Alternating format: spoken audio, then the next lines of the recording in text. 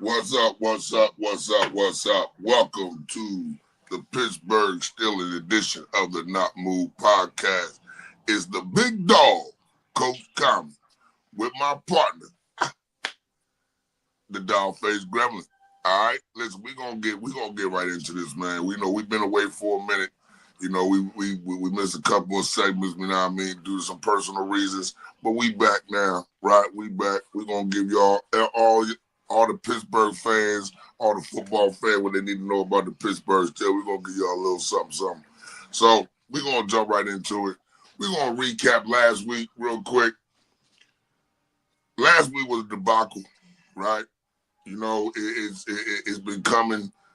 It's starting to become a trend with Mike Tomlin's teams being able to play lights out one week and then the next week coming and playing subpar, not being able to sustain two dominant weeks in a row.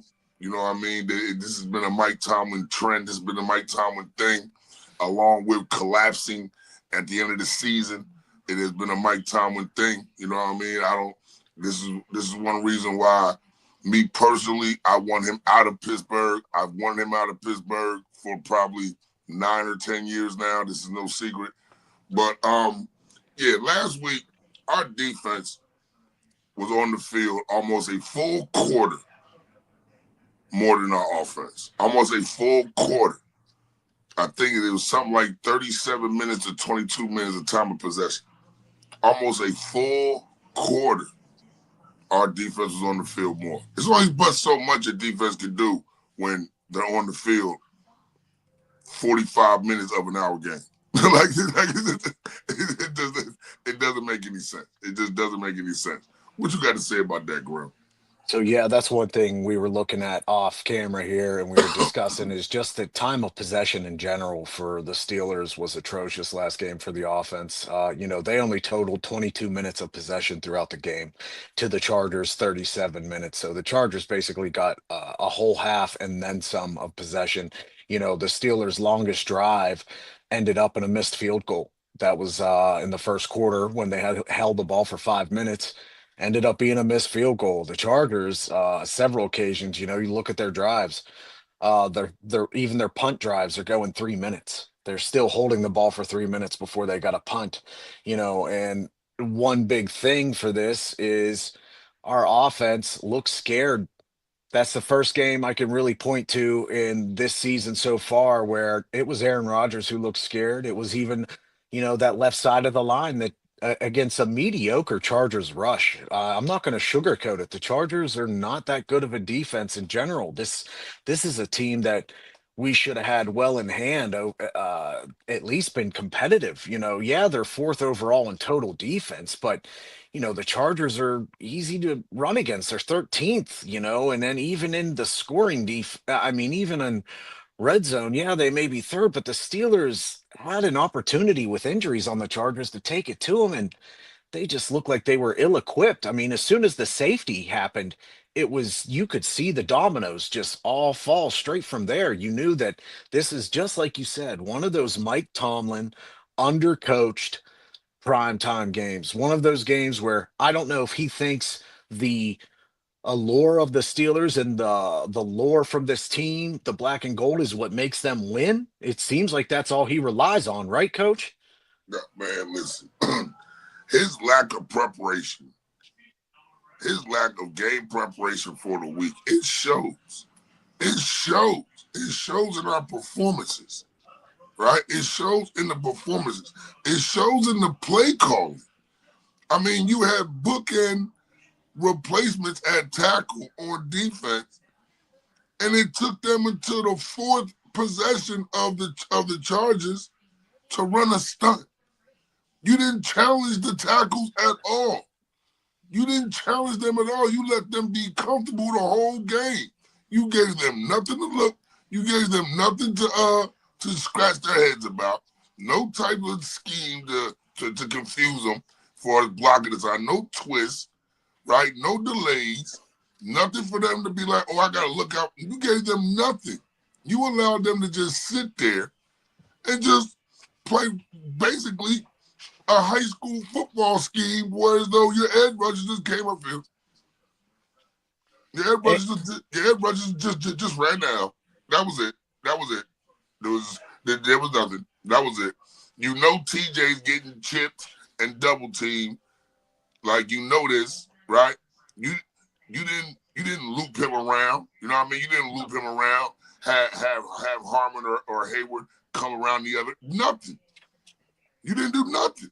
I mean, No. like, this is why I put all the blame on Mike Tomlin, dog. Because you hired these coaches. You hired these coordinators. Yes, sir. You have Yep. carte blanche on who's on your sideline. And you keep hiring like this. Listen, and I'll never forget this. You fire Bruce Arians, you hire Matt Canada. Like, no, listen, listen, check this out. I just don't have no other word for you. We have Brian Flores on our staff because you hired him after he was released from Miami. You hired him for the rest of the season. You had him on your staff. You let him go and you hired Terrell Austin. Like these are the things. These are the things I can't ignore. You can't ignore these things, man. And coach, there's one thing that happened last week that I think might be finally a good thing out of this loss.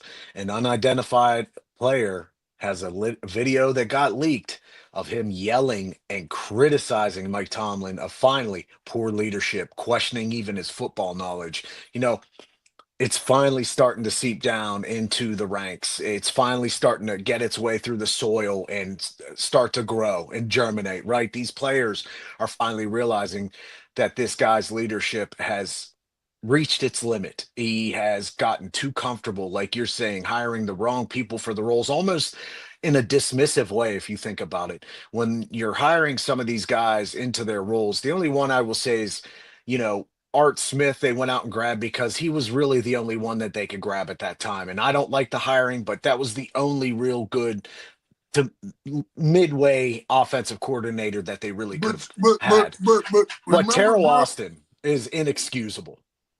But remember, Grim. But remember, Grim. They were looking for the enemy. True, but you The know, enemy was out there. Bieniemy and there was another report saying Bieniemy didn't want to come to Pittsburgh. Yeah, I'm about to say yes, yeah. Because listen, and hey, look, and listen. I brought this up before about Mike Newcheck, our line coach, that said he left because he wanted to be with his family in Denver. He wanted to have family issues, wanted to be closer to his family in Denver, Colorado. Yeah. So why is it that you are a consultant in LA for the Rams? I'm just trying to figure this out. No, Yeah. I'm just trying to figure it out. Yeah. And back to the game too, like with this leadership being in question. I mean, it's you're starting to see, and I know Rodgers had a bad game last week. We can all point to it and really finally criticize him. It's probably his worst game he's had in a Steelers Yeah, uniform thus absolutely. far. But to be fair, there's not a lot you can do when your offense isn't moving the ball. You know, you're only going to get so much time. But it's seeped down into these ranks where you're seeing guys, even Hayward after the game, voicing frustration with leadership. You're seeing TJ Watt voicing vague and veiled frustration with leadership. No, these guys aren't coming out and saying it because they're locker room leaders, but they're kind of coming out and saying it without having the words directly fall If out you of can their read mouth. between the lines, you know exactly what they're saying. Yeah, so it really is boiling over, and uh, it's something though that happens afterwards. Of course, is Rooney come out and said, our future is is not going to not have Mike Tomlin. He came out and said that I guess 2 days after the game, where he thinks Mike Tomlin is an integral part for the growth of this team to get back to contending for Super Bowls or even just getting a playoff win. And I'm really just hoping he said that because it's the middle of the season. That's the only reason that because we know they're not going to fire a coach in the middle of the season. The Steelers do not do that type of firing. They wait either until the end of the season or the end of 10 seasons without a playoff win. So we we don't we I fully expect him to be here next year simply because he got the extension, but his leadership ways are not working. It's finally boiling over, and I hope it keeps boiling over until the end of the season. And honestly, if it takes this team to go 7-10 for that message to be received, then this team needs to go 7-10. Yeah, hey, I am way ahead of you. Listen, I've been saying, I when the Ravens were 1-5, everybody's like, "Oh, well, the Steelers about to walk away with the division," and you what Steelers? I'm like, have y'all not watched the Steelers these last 7, 8, 9 years? Have y'all Yeah. not watched them? Have y'all not watched them collapse? I mean, are we forgetting we finished 2020 11-5 and started 11-0? Yeah. Are we not forgetting last year we were 9-3, finished 10-7? Like, are we forgetting these things? Yeah. No, his And collapses at the end of the season that's the one consistency that Tomlin has brought is our collapse at the end of the season. yeah, it's really interesting if you just go back these last couple years, just looking like you said at everything, right? Last year, what did we do? We lost the last 4 games of the season and then lost the playoff game. 2023, yes, they won the last 3 games of the season, but they also lost the previous 3 before that and lost to the Buffalo Bills in the playoffs. 2022, you're looking at, yeah, they uh they won those last games, but that they went 9-8 that year, finished third in the North and didn't even make the playoffs. 2021, same thing. They're just so inconsistent at the end of the season when they need to come on strong. You know, right now, the Chargers, we lose that game 25-10. Steelers are still sitting atop the AFC North at 5-4, but today's game between Baltimore and Cleveland can change all that, and the Steelers and Bengals. Today's games can change that completely. With a Steelers loss and Baltimore win, they're even for the division right then and there. And with the Bengals getting a win, if they do win today, they're 4-6, and they're starting to come right up behind. Like we said, if Steelers didn't put the wins away that they needed to put the wins away, like the Chargers. Yes, the Chargers have been a decent team this year. They are in competition to win that division with the Broncos as of right now on paper. But that's a game the Steelers they could have won, they should have won, and that would have put them in a much better spot in the AFC North. Now, like everyone said, Lamar's back. He's starting to lead that offense. We saw it last week. Joe Flacco, if he's playing today against the Steelers on the Bengals, we could see another 33-31 loss if they're not playing their cards right. This today is a very important day in the AFC North.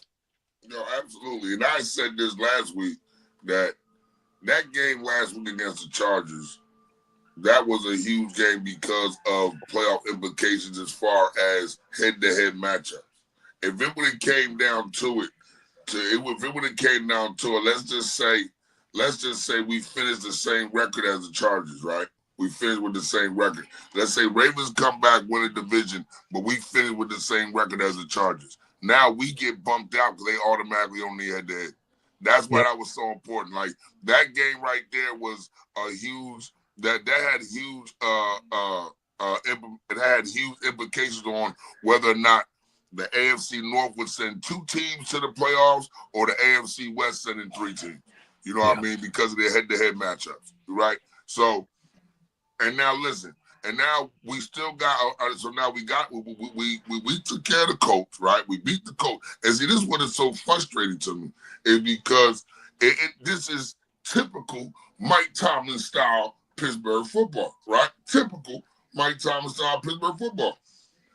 Against a team that we're picked to lose against, and as opposed to dog walkers, we prepare for, we have a good game plan, prepare for them during the week properly, and then we go out there, we compete. We either really compete, and it's a good game, or we win. And then here comes a team that we're really, matchup-wise, are supposed to beat. We're supposed to win this game. Yep. Okay, with the way the defense was playing, with the injuries to the Chargers offensive line, we're supposed to win this game. What do? we shit the bed. Yeah. Now, here we are today now with Cincinnati. We're supposed to win this game. Let's see what happens. Because I'm going to be honest with you, dog. I've said it. I don't have no faith in anybody that has a headset on and still with apparel on the sideline. I just don't got no confidence in you. I don't have no confidence in you. I don't like how you game plan. I don't like how you prepare our team. I don't like the in-game adjustments you do because a lot of times you don't even make no in-game adjustments.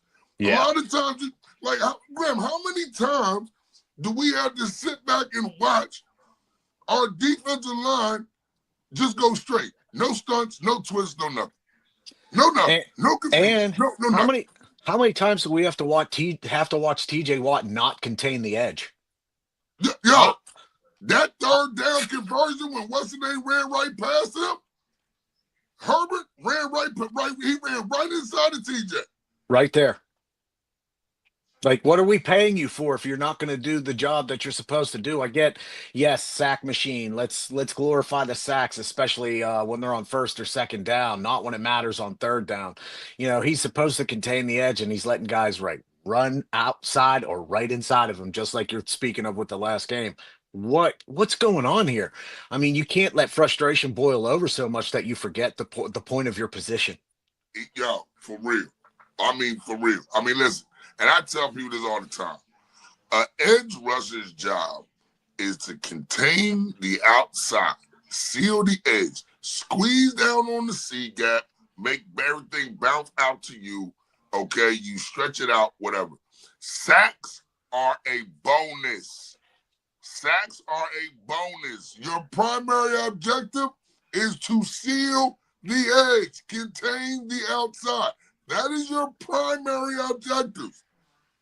We get caught up in these sets and we forget these guys' primary fucking objective and positions. Because you got to remember, when that position was designed, when football, they weren't passing the ball. So ain't nobody care about no sacks. The primary objective is to contain and seal the edge, in which we are not doing. No. And where the hell is the linebacker? Where the hell is Queen at that's supposed to be filling that gap anyway? Queen is getting beat in secondary blocking, second stage blocking like I've never seen before. Last year, it didn't seem he was this bad. We thought last year was a down year for him. This year, he's just getting absolutely manhandled. And second, as soon as those guards or tackles are coming up in the second stage to take care of him, even the running backs, even the lead blocking backs, he is getting manhandled. And here's another problem. It's not just him. It's not just him either. I'm actually kind of glad Highsmith is out today. For the simple fact that when we see Herbig in his position, Herbig seems like he's been doing a lot better job than Highsmith.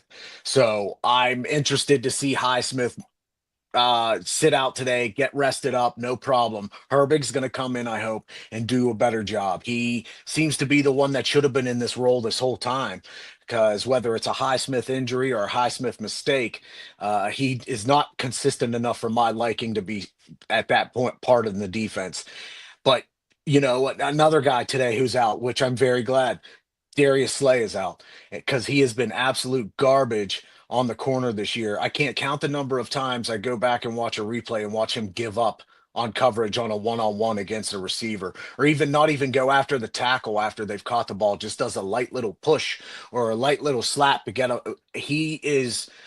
I was questionable about his signing in the offseason given the injury history, and now I just feel absolutely justified in questioning it just from watching his lack of coverage.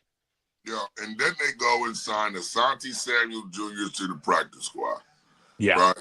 So we know about his injury. It took him all this time to even get medically cleared to even be signed. Yep. You know what I mean? So again, here we go, making moves for players that are either questionable or past their time. Yeah. Like it's just like, listen, the Omar Khan experiment, get rid of him. I'm kind of done with him too, right? Because you went out and you got a bunch of brand name T-shirts you paid extra money because of the label, because of the emblem on the T-shirt. When really it's just a corner store T-shirt. It's a $10 T-shirt, but you went and paid $35, $40 for it because it had a polo horse on it. Yeah. That's all we paid for was names. We paid for names. We didn't pay for production. We didn't go out and get guys because they had lights out seasons last year. We went and paid guys off their name, off of purely their name of what they had done in previous years. Not off what they did last year, not off of something they did in the off season, off of purely what they did years ago on other teams is what we saw. Like I said, it was like going to Marshalls, and like I said, you got T-shirts on this aisle that got no emblem on them. So these T-shirts are $10, and then you go over here and you got these T-shirts. These T-shirts got swoops and polo horses and shit like that on the T-shirt, and these T-shirts are $35. So you know what? Because they got the emblem on them, we're gonna go buy these T-shirts. That's what they did. They paid for a bunch of goddamn a bunch of emblems. That's what they paid for. Because I haven't seen. Listen, and I will say, all right, Rodgers hasn't been on target as he has in the past. We already knew that was going to happen anyway. He's 41 years old. Like, we knew that his accuracy wasn't going to be all there. But at the same time, DK, dog, you got to give me more.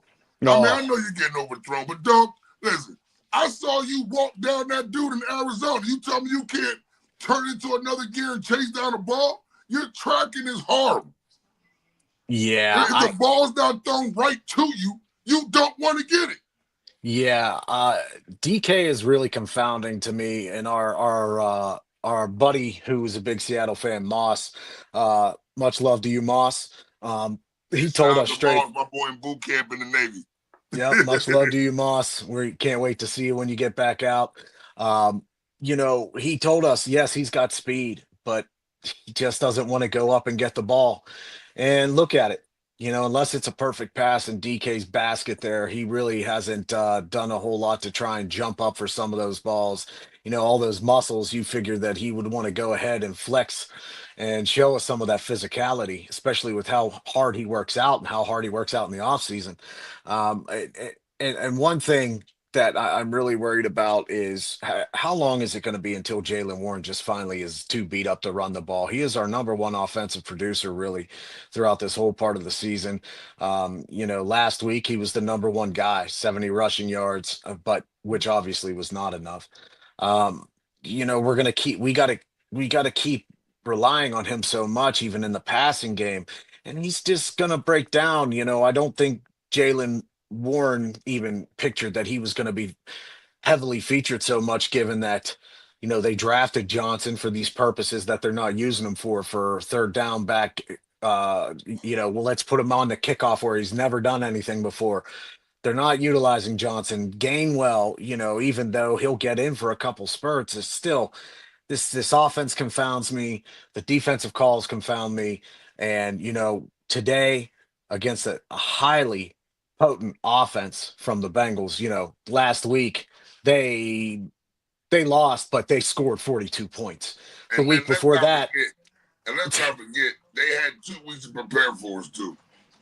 Yeah, they've had a bye week to watch the Steelers get ruined and ruin themselves against the Chargers.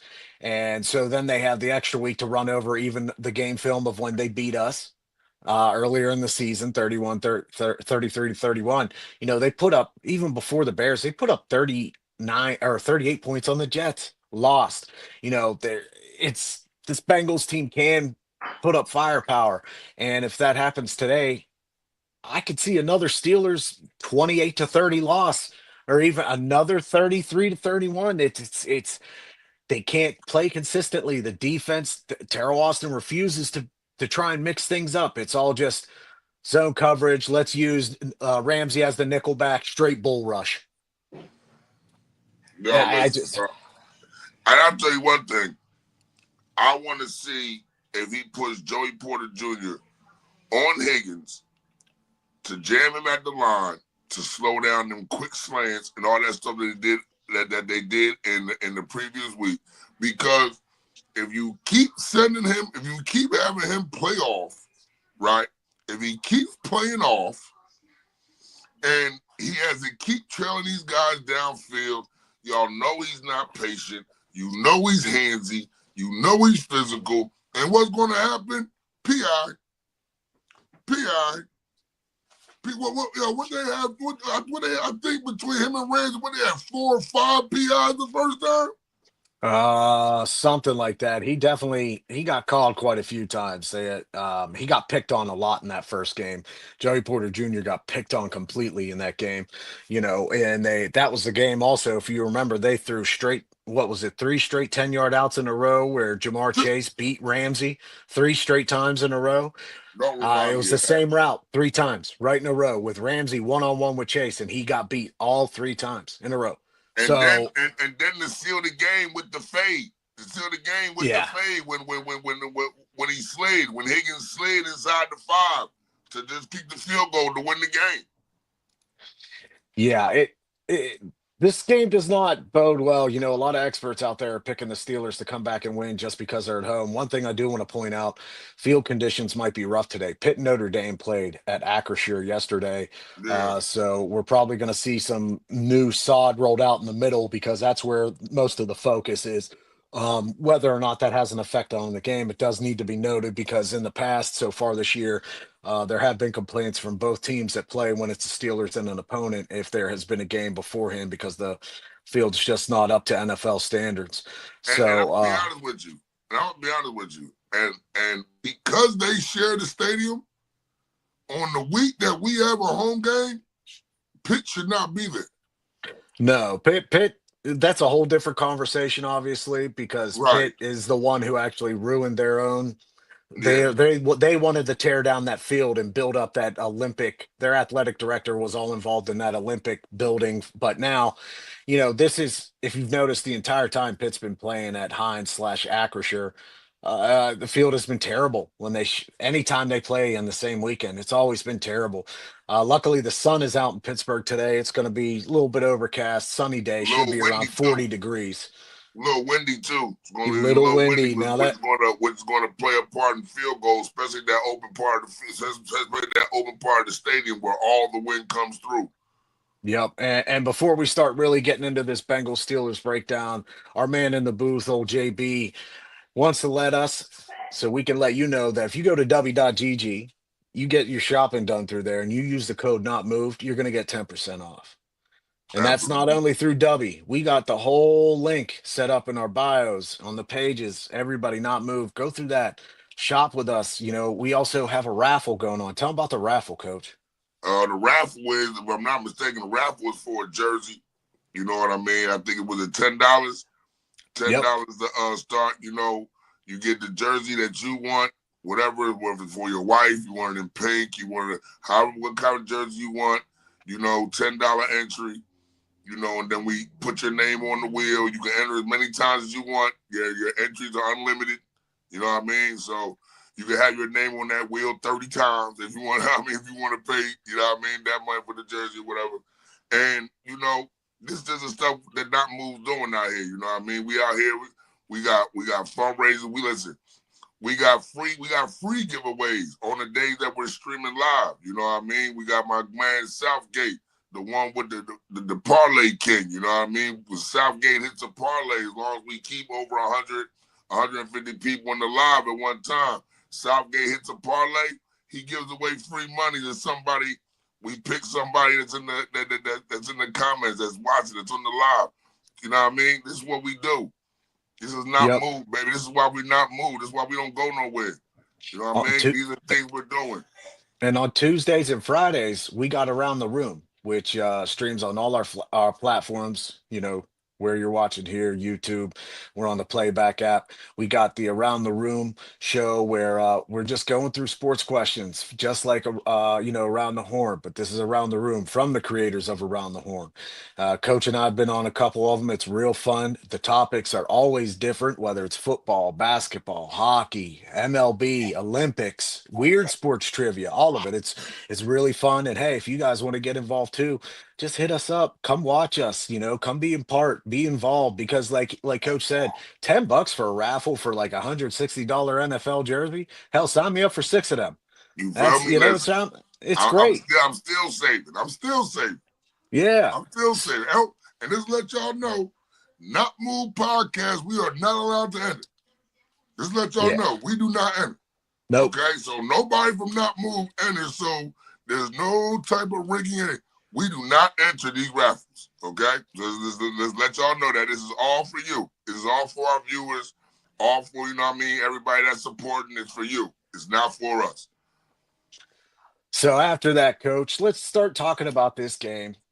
Hendrickson is out today. So Yeah, the edges are going to be a little bit better protected for the Steelers. They also have another injury out today for them. They're still dealing with Shamar Stewart being out. Running back Perrine's out. And of course, you got Jermaine Burton, wide receiver. So that's what we got for the Bengals. And for the Steelers, Darius Slay, like we talked about earlier, right. Alex Highsmith, like we talked about earlier, Cole Holcomb's out today, and then of course Corey Trice. Um, so And I listen. I think we're going to miss Holcomb. I kind of like Holcomb since he's came back. Don't get me wrong. He's had his little, but he's been kind of solid since he came back from his injury, dog. He's been yeah, kind of solid. I've been liking Holcomb too. I'm also hoping that they get Jack Sawyer a little bit more involved, move him around. He's young, he's still got legs on him. They haven't used him that much. When he's been in, he's been good against a run Yeah. specifically. Yeah. So He hasn't applied that much pressure, but he has been good against the run. Even though he did catch that interception against the Colts. Shout out to you, yeah, Jack. Did catch that again when Wilson batted it down. So I will give you that. You know what I mean? yeah, You were there. You know what I mean? Because the only way you're able to make that play because you're in position to make that play. So that's you right. were back there. You were able, you know what I mean, to catch that. So great job on that. Keep that up. But man, what are we going to see from this defensive line, Graham? Like, what is Austin going to do, man? What's he going to fuck? Are we going to see this same high school fucking just straight up the field, two gapping like what? Man, listen, I'm at a loss for words with this defensive line. If I watch this game today, dog, and I see 3-4 possessions before I see a stunt again. Yeah, I'm at a loss for words because we have the personnel for the defensive line. There's only one guy I really don't like on this defensive line. It's Keanu Benton. Right. He's not consistent enough for my liking. There will be games where he looks very good to lights out, and then the rest of the time he is just below average, well below average. Why not incorporate more of a Derek Harmon, Yahya Black, and Cam Hayward package? Shifting Cam maybe a little bit more on the inside and having Yahya Black come on the outside with Derek Harmon on the outside. Yahya Black has shown that he is eager to get in there and do a good job. Keanu Benton, I'm hoping shows up this game, but even when he is in, I don't know if you notice he's slow to get his stunts when they actually get called for him. It's mainly Cam Hayward breaking through there or Derek Harmon. Derek Harmon has been awesome this year. Yeah. Uh, Yes. you and I talked after the draft, and you pointed out right away, you're like, I think Harmon's going to have an immediate impact when he plays. And he is, but I'm not sure. Terrell Austin is the problem. We have the personnel on defensive line. We have the scheming is the problem. It's so aggravating to watch Well, a bull first, rush every time, just a straight bull rush. and my whole thing is, can TJ get a stunt? You know he's going to get chipped. So how about how about having Harmon step out? TJ slide through. How about what about Harmon Cam? How about How about Harmon and Cam Herbig? and stunt? Yeah, how about Herbig and Harmon? Yeah, how about Herbig and Harmon stunt? How about Cam and Herbie stunt? Like, dog, can I see something? Can I hold on? How about can I get a twist? Can I get Wilson and can I get Wilson and Queen? Come up. Ah, one jab's in. Ah, I'm sliding around. Can I see something? Can I see a delay? Can I see a delay? Can I see a delay? Can I see the line get engaged? Then out of nowhere, here comes Ramsey. You know, can I get a delay? You did it. You did it. Oh, you did it against Cleveland. You do shit against Cleveland, who has a mediocre fucking offense, but you don't try the shit against teams that can actually beat us with their offense. Well, look what they did against the Colts.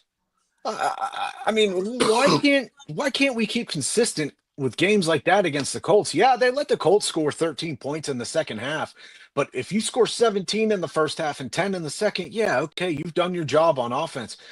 The defense was much better. The scheming was much better against And, the and, and, Colts. and let's be honest, if Roman Wilson wasn't just trying to play hero ball, backyard ball, and be extra and do that stupid ass hurdle, I mean, you already had the first down. You just fall. We probably run the clock out. Yeah, But that's I that's think coaching. That's that's coaching. coaching. But Understanding down and distance. Understanding situational football. That's yes. coaching. Yeah, and another thing, that's one thing I do want to touch upon is I this wide receiver room is embarrassing. Um, DK, he's number one guy. We know that. Calvin Austin has filled in where he can. He is more of a number three receiver to me.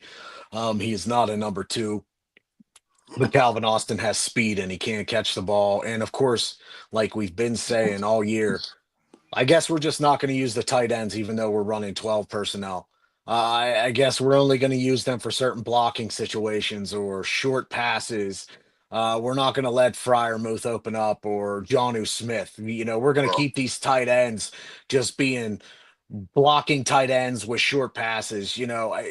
Darnell Washington has shown when he gets the ball, he can do good things. So is Johnu. So is Fryermuth for that So it's much. fine. All three of them have shown you put the ball in their hands consistently, they can make something happen. But yet we refuse to use them.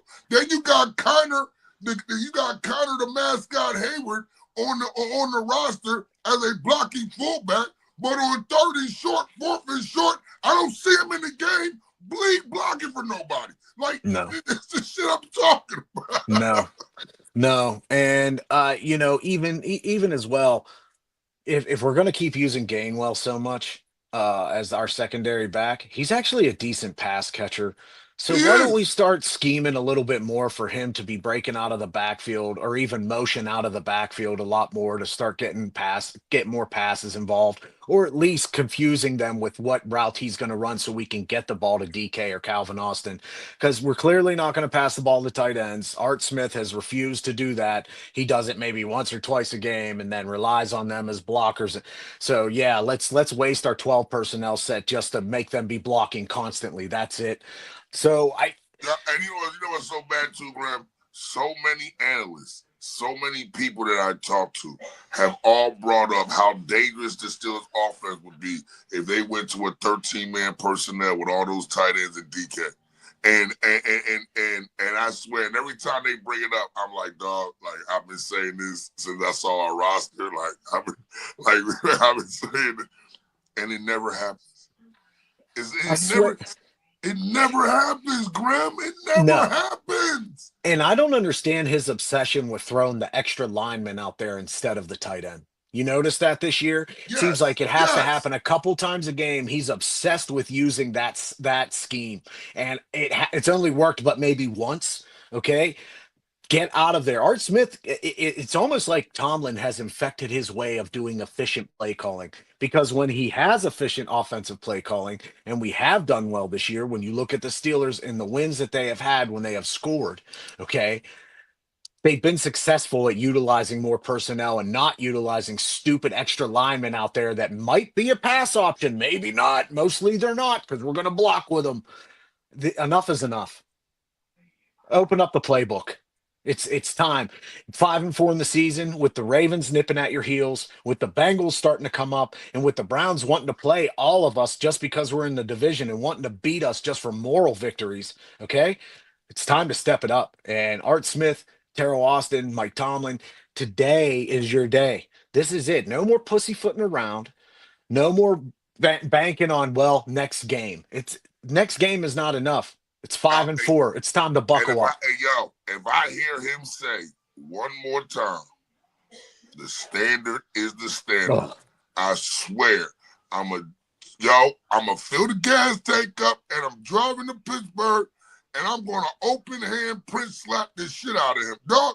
Listen, the standard is the dog. You haven't lived up to our standard in about 9 or 10 years. Yeah, And when no I playoff say that, wins in I eight mean years. No playoff wins in 8 years. we haven't had a 53-man roster that's able to compete with the other top teams in the AFC to represent our conference in the Super Bowl. When I say the standard, okay? When I say the standard. Yes, Okay, sir. we haven't had that since like 2014-15 was the Yeah. last time we had those rosters. Okay, it was the last time we had a roster that could actually compete with the other top teams in the AFC to where as though, oh, yo, you know what? Y'all go ahead and y'all the Steelers can beat y'all. Like the Steelers got a roster to beat you. Like if they play still a ball, they can beat you. We ain't had one of them rosters in years. No. Years. No. No. Years. Not even defensively, which is the shocking part about all of it. Our defense hasn't been feared since, you're saying, 2014. Like, the Steelers defense was always known, at least, as the defense you could rely on to keep you in close games. And, you know, the Steelers being the most expensive defense, and yeah, we have some flashy names.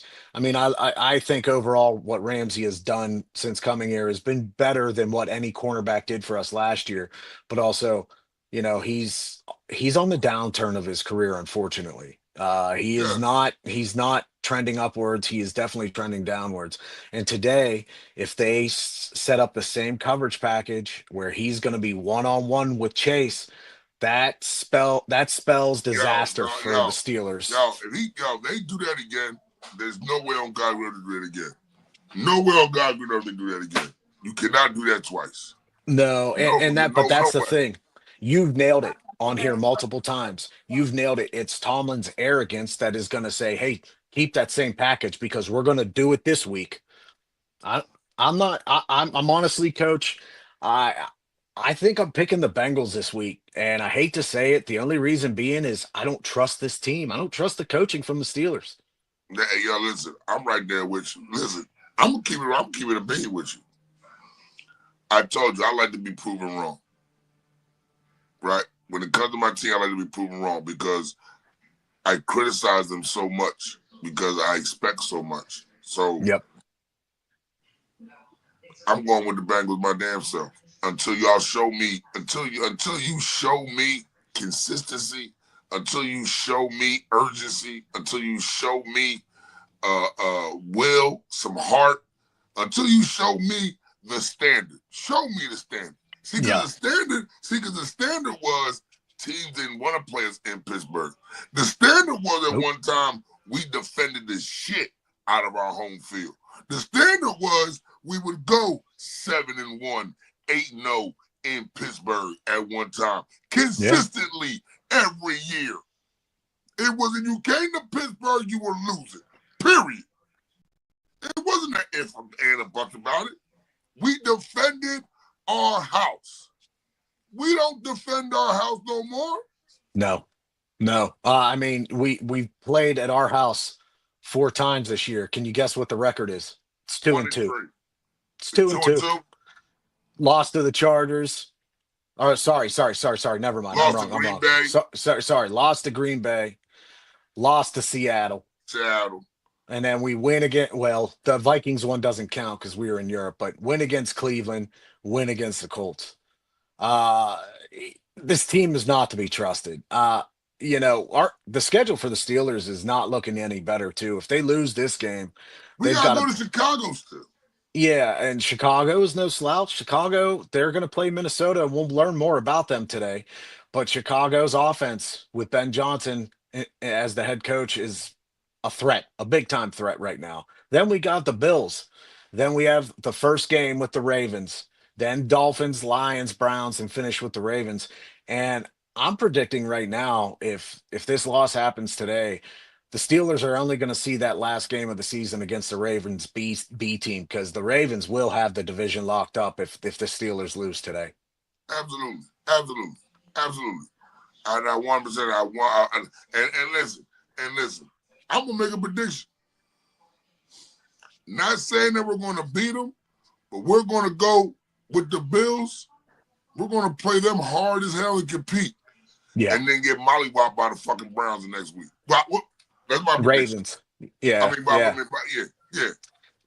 And you know who else I think if they win today against the Bengals, I feel like it's gonna be a weird low game against the Bears And it's gonna be because that ugly.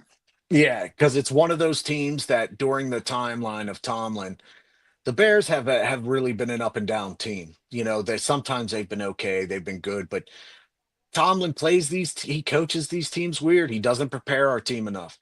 And that's when these should be winning games, that's going to cause the Steelers trouble. Aaron Rodgers or not, it doesn't matter. We've got a guy at the head of the table who just doesn't seem to realize his own faults. So I mean, that's going to be the story of this season, no matter what. With these last remaining games, week 11 through week 18, that's going to be the story. Listen, I've said it. I've said it for years. I've said it all this year. I'm going to end with this. As long as Mike Tomlin is on our sideline, we will not win anything else again. Period. That is just how I feel. That is what he has shown. Okay. Once Bill Cowher's team had completely retired and was gone, we saw what the fuck Mike Tomlin did.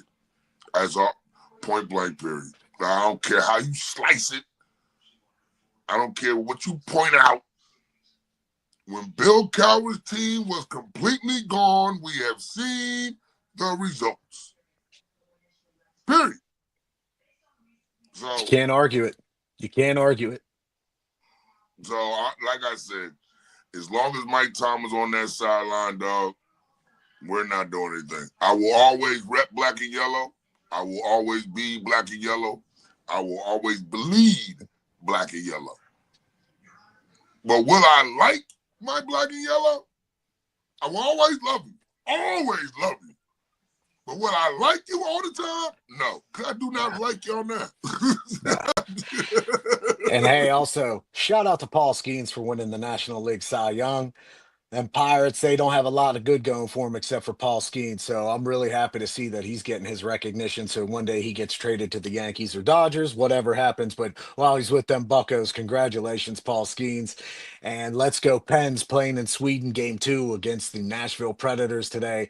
So there's plenty of Pittsburgh sports to go around. But for this one, let's go Steelers. I'm hoping here we go. I'm hoping that the offense comes alive finally, but I am still sticking with what you and Hey, I said. y'all, you know what I think? I'm going Bengals. So am I. And you know what I think? I think they ought to ban Renegade until y'all show us Renegades. I don't think they should even play Renegade no more. Nope. I don't think Renegade should be allowed to be played until y'all show us that y'all some Renegades. How can you have some theme music that don't represent you whatsoever? Because No, right now you guys are a bunch of renegades. Not even a little bit. no. Not even a little bit. So here's my thing. Anybody else out there, Pittsburgh Nation, Steeler Nation, well, how do y'all feel? How do y'all feel? Should Renegade not be allowed to be played in that stadium until our team shows us that they are some renegades? Huh? Until they show us renegades, we should not play Renegade. Let me know what y'all think in the comments. Let me know. Yeah, you know, I'm going to start pushing that. I'm going to start really pushing that. We should not be allowed to play Renegade until y'all show us that you some renegades. How about that? I don't know how anybody can disagree with that. I think you're absolutely right. Because got to find a song that's about underachievers, right? They got to start playing a song that's about Absolutely. underachieving. Absolutely. Here. And then, yo, that's all they need to have. That's what they need to have. So give me a song about somebody falling short consistently. Because that's what you show me. That's what you show me. That's what you show me. See, listen, I'm not going to be delusional. I'm not going to sit here and ignore the flaws and the weaknesses that I see in my team every single week. And there's nothing being addressed. Now, I point out at the beginning of the show, the stunts, the twists, the movement on the defensive line. Now, I saw it last week. Let's see if I see it again this week. That'll be another flaw that is consistently not addressed. That'll be an adjustment that is consistently not made. You see what I'm saying? So I want to see. I want to see if the things that we continue to point out, personnel usage, I want to see if these things continue to happen. Because if they do, we are going to erase Renegade off of the sound system. Off of the sound system and how I feel. We're going to erase. We're going to take it out. It's going to take it out. Because you guys are no renegades. Because you guys are, yo, listen to the words of the song and tell me if that fits you guys. No. And I tell you what, if we don't see these type of changes within the first drive, I'll even give them to the second drive. If the Bengals go down on their first drive and score, and we don't see one stunt, one twist, one DB blitz, one middle linebacker, if I don't see anything other than a straight bull rush coming out of that line, then I know the way the game is going to go. Because Terrell Austin is not good at making in-game adjustments, and neither is Mike Tomlin. We've seen it. So that's today the key to victory for the Steelers has to be changing up that defense, getting away from the standard. Absolutely. 100%. Absolutely. Well, Coach, I think that we broke it down pretty good this week. Where else can they find you across the Not Move platforms, brother? Well, you find me on Coach's Corner. I've been away for a while from Coach's Corner because I've had the coach. So, y'all listen up. Shout out to Cedar Creek High School in Egg Harbor City, Galloway area, New Jersey. They won their semifinals yesterday. They won the sectionals yesterday. They are going to the state championship. All right, congratulations. I got a good amount of players on there. I've been training and coaching since they've been 8-9 years old. Shout out to my boys. Proud of you. I want to give a shout out to Lang City High. Even though you guys lost. All right, you guys lost in the sectionals. However, you guys have stepped up, shown improvement. We are it's a young team over there. They're a bunch of juniors and sophomores. So, we got another 2 years of, I think 2-3 years of dominance over there. So, shout out to Atlantic City High School. You know what I mean? It was a tough loss. You know what I mean? It was a tough loss, but you guys fought hard, kept your heads up. You know what I mean? Kept grinding. Didn't stop playing until the clock said 000. So, salute to y'all. Shout out to you. Shout out to Punterville High School, who also lost in the second round, and they lost a nail-biter 15-12, man. They lost a nail-biter, man. That thing came down to the last play. And listen, I got some guys over there, man, they come through my youth program. You know what I mean? That's my youth program is the feeder program for that high school. So shout out to them, you know what I mean? You guys played your hearts out. You know what I mean? Coach, love you. I'm proud of you. Salute to you.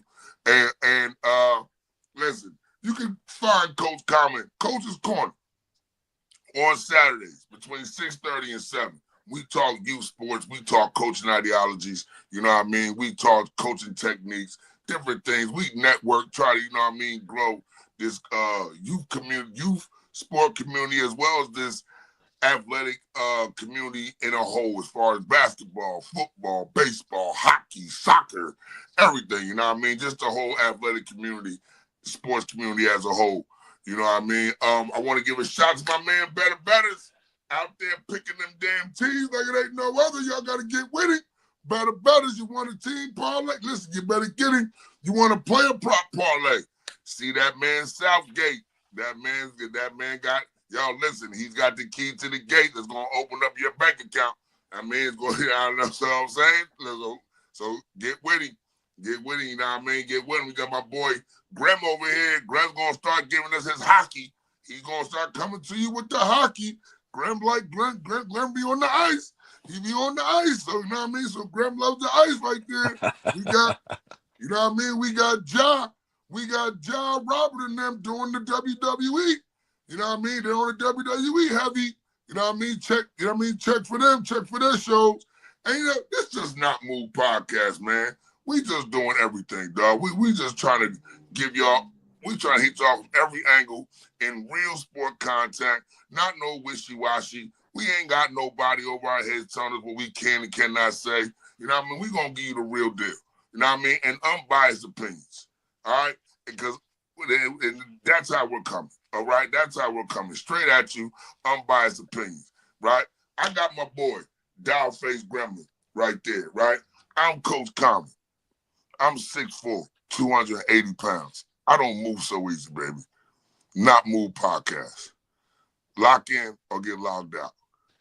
And strap up and wrap up what you don't want broke up. It's football, baby!